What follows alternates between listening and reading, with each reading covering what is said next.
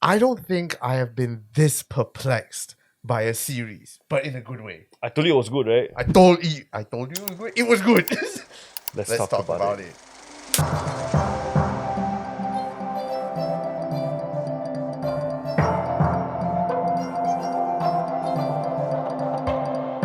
Hello there, Clapperheads, and welcome to a brand new edition of ClapperTalks. I'm Nick Dorian. My name's Kelvin Tay. And we are going to be talking about a series that has been, I think, on every cinephile's lips at the moment.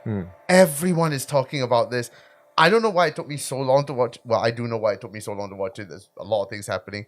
But Pluribus is possibly one of the greatest shows to end 2025 on. I would say it's the next best thing after Severance.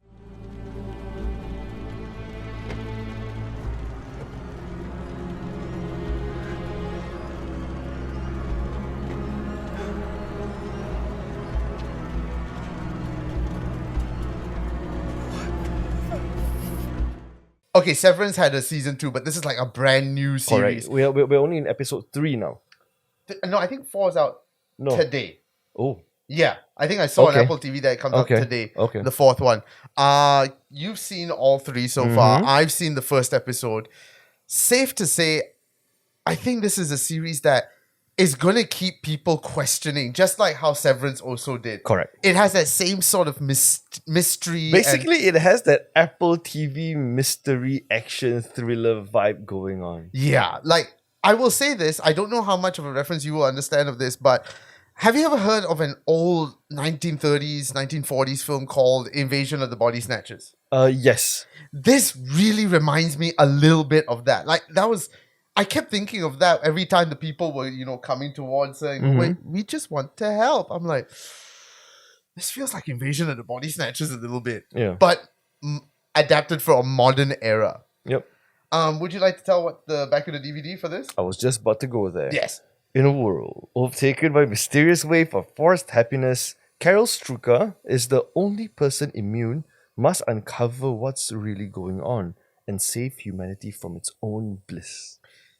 I think basically a summary of it is, right, the world has been quote unquote taken over by this mind altering signal. Yes. And Like, everyone is yeah. just happy and they just want to please, right?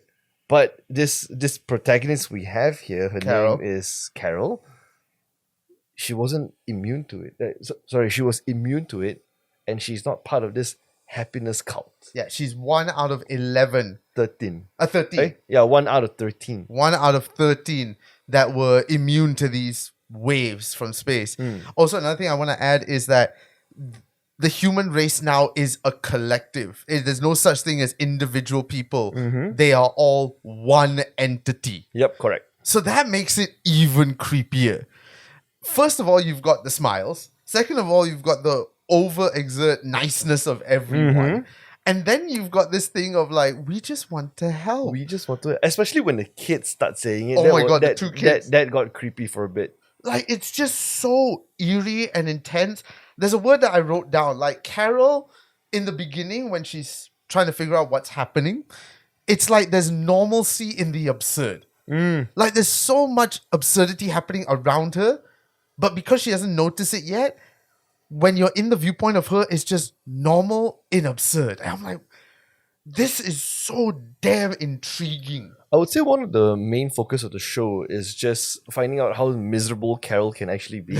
And just overally, how can she overcome this? Because, I mean, do we spoil it a bit? Let's not spoil it too much. But even if we spoil it, I think it still would not make sense. It's hard to spoil something that we don't even know what is going to happen, because this is not just like a film review. This is a series introduction. And I think we're only midway into the season at this point. And looking at shows like this, right, the end is going to be like super mind-blowing, or it's going to be super underwhelming.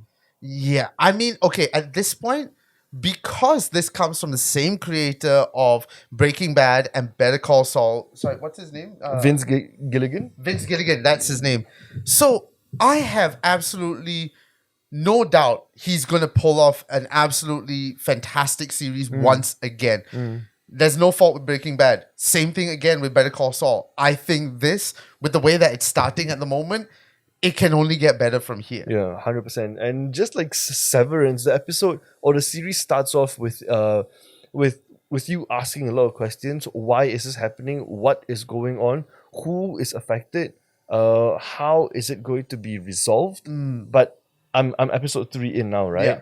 And none of the answers are none of the questions are answered. And I'm just there sitting there like, I regret starting this because it's something that I would probably like if all episodes are released, I would probably sit down and just binge through the whole thing in one night. Yeah, that I don't want to bring up this conversation about weekly releases versus like binge watch things. No, but that's just my personal opinion. No, I agree with you.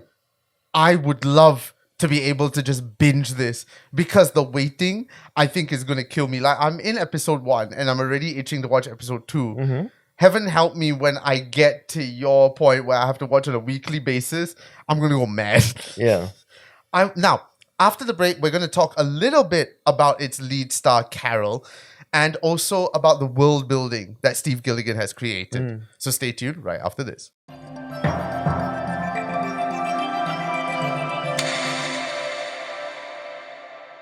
Now, I think the lead star of this show definitely is Carol.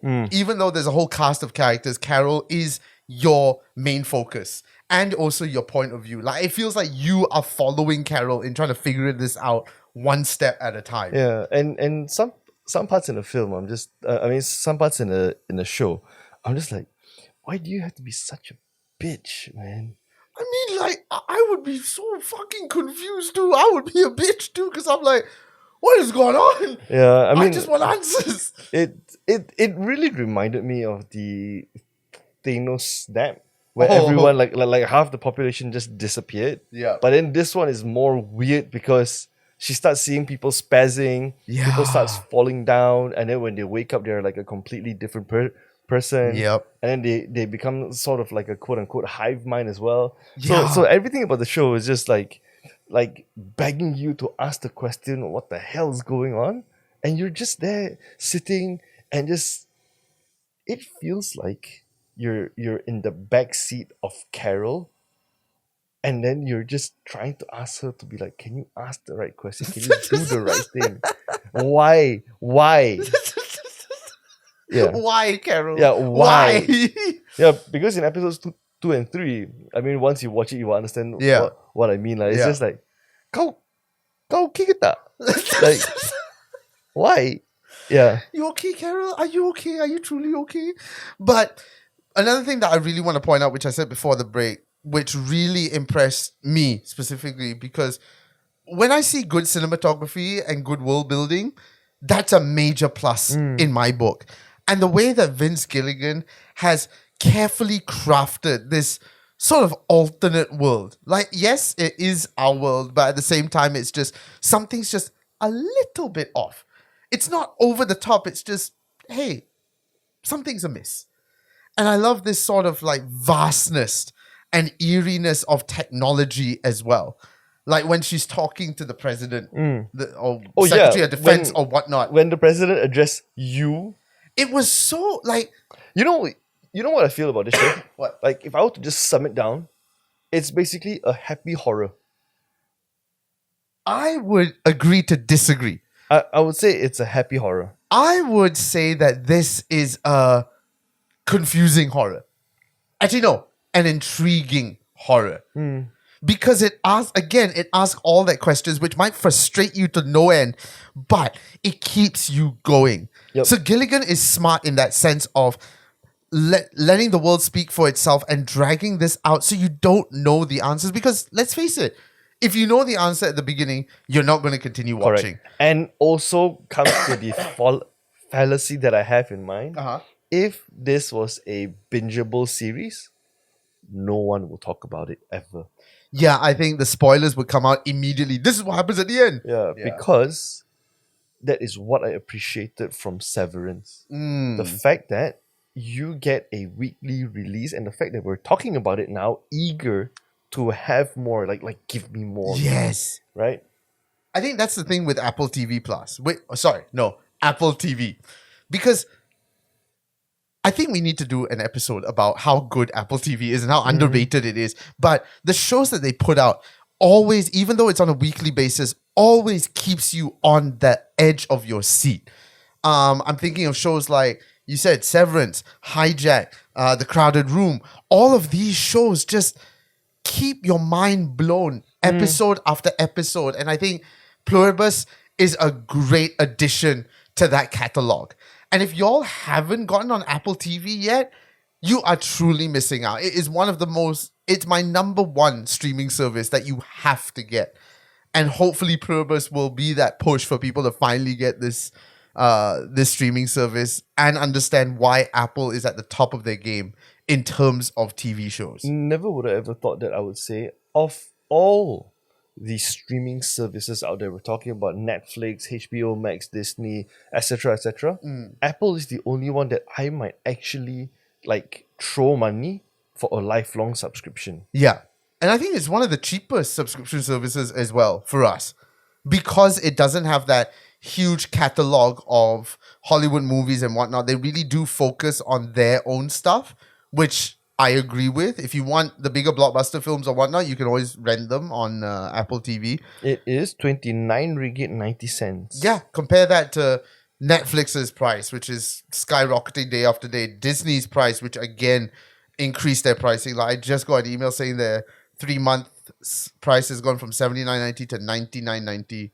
So I'm paying like $100 for 3 months. It's getting crazy, but Apple TV is the clear winner in my eyes. Okay. But back to Pluribus. At this point, we don't know what is coming the next few episodes. Questions are definitely going to be answered. It's just a matter of when and how much that's going to blow our minds when it actually does. Like I'm sure he's going to explain everything and everything is going to make sense. I am just waiting for that moment of correct. Yeah. Something tells me it'll happen soon, but we'll see. So yeah, that has been our little review of Pluribus. I think at this point, let's pull up the clapper meter. Where would you put it? I think I can guess. I would say we are only at episode 3. Okay. Let's not pull out the Apple Apple meter. The clapper meter. Okay. I would just say this would definitely be hands down one of the most memorable series out there. And Vince Gilligan is 3 for 3 now with Breaking Bad, Better Call Saul, and also this one, Pluribus. I want to say, if you want to witness the beauty of television and good story, Pluribus is the show for you. Correct. So go watch it right now. It's on Apple TV. You will not regret it. And come back and let us know what you thought as well. And if you've been watching as well, keeping up, let us know your thoughts in the comments down below as well. As always, you can follow us on Instagram, TikTok, and of course YouTube at ClapperCorn. I have been Nick Dorian. And Kelvin Tay. And as always, keep watching the movies.